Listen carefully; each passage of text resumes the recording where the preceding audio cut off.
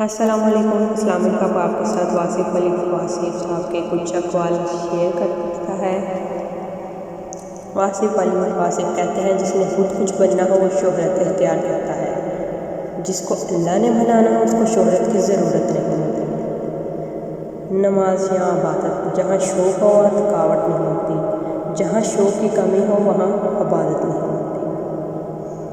نماز عشق و نماز ایمان کے بارے میں بتاتے ہیں۔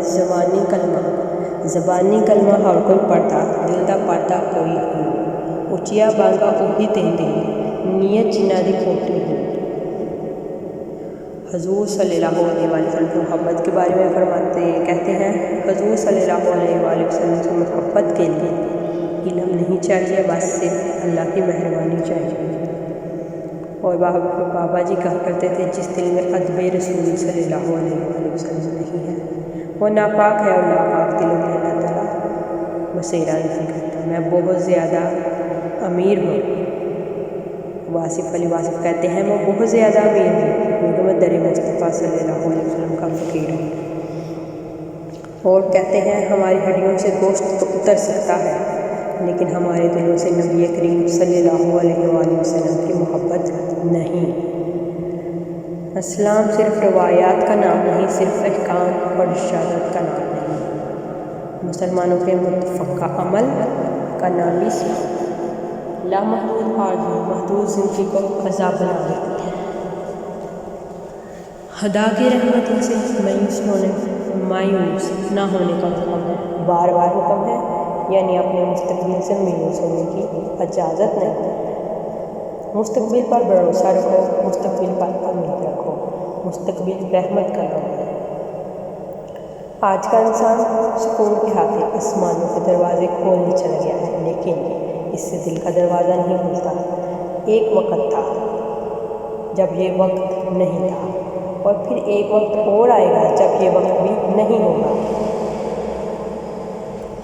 اس لیے جہاں سے زندگی پکڑی جاتی ہے اسے پکڑ لو، ایسا نہ ہو کہ سارے سرے ہاتھ سے نکل جائیں۔ جو حصہ ملتا ہے اسے کام کر لو، آج شکر ادا کرو۔ اگر آپ کو مسجد بنانے کی ہمت نہیں، نماز کی تو ہمت ہے، وہ تو پڑھ لو۔ اخلاق یہ ہے کہ اللہ کی رضا کے لیے اپنے مزاج کو بد اخلاق نہ ہونے دیں۔ ٹوٹے ہوئے خاندانوں کو جوڑنا شروع کر تو سکون آنا شروع ہو جائے گا۔ جن لوگوں کو ہم نے اپنی موت کا غم دے کر جانا ہے رونا، ان کو زندگی میں کوئی خوشی دی جائے۔ خوشی دینے سے ملتی ہے اور محبت بھی دینے سے ملتی ہے۔ امام نوزی روح کی غذا اللہ کی یاد اور اللہ کا ذکر ہے۔ اللہ سے دعا کرنی چاہیے کہ ہمیں ہماری دعاؤں کی آبادیت سے دعا میں خلوص آنکھوں کو نم کر دیتا ہے، اور یہی آنسو دعا کی منظوری کی دلیل ہے۔ اللہ کے محبوب اور اللہ کے محبوب کسی سے ایک دفعہ تعلق قائم کرنے کے بعد اس تعلق کو توڑتے نہیں، بازو پکڑنے کی لاج رکھتے ہیں۔ اللہ کو ماننا چاہیے، اللہ کو جاننا مشکل ہے۔ ہمارے ذمہ تسلیم ہے، تحقیق نہیں۔ تحقیق دنیا کے کریں اور تسلیم اللہ کی۔ کہیں ایسا نہ ہو کہ ہم دنیا کو تسلیم کر دیں اور اللہ کی تحقیق کرنا شروع کر دیں۔ درود پڑھتے ہوئے آنکھیں نم ہو جائیں تو سمجھو حاضری ہو گئی۔ پریشانی حالات سے نہیں خیالات سے پیدا ہوتی ہے۔ اگر آپ کو کوئی رستہ نہیں دیتا آپ اسے رستہ دے دو۔ روح کی گہرائی سے نکلی ہوئی بات روح کی گہرائی تک ضرور جاتی ہے۔ جن کو احساس نہ جگائے ان کو کون جگا سکتا ہے۔ اپنی ذاتی کائنات میں آپ نے جتنا حصہ اللہ کا رکھا ہے اتنا ہی اللہ کے کائنات میں آپ کا حصہ ہے۔ دعا یہ کرو کہ اللہ کو تو نہیں دینا ہے، وہ بغیر مانگے ہی دینا، جو نہیں دینا اس کو مانگنے کی توفیق ہی نہ دے۔ زندگی سے تو غازہ اور گلہ نکال دیا جائے تو سکون بند ہو جاتا ہے۔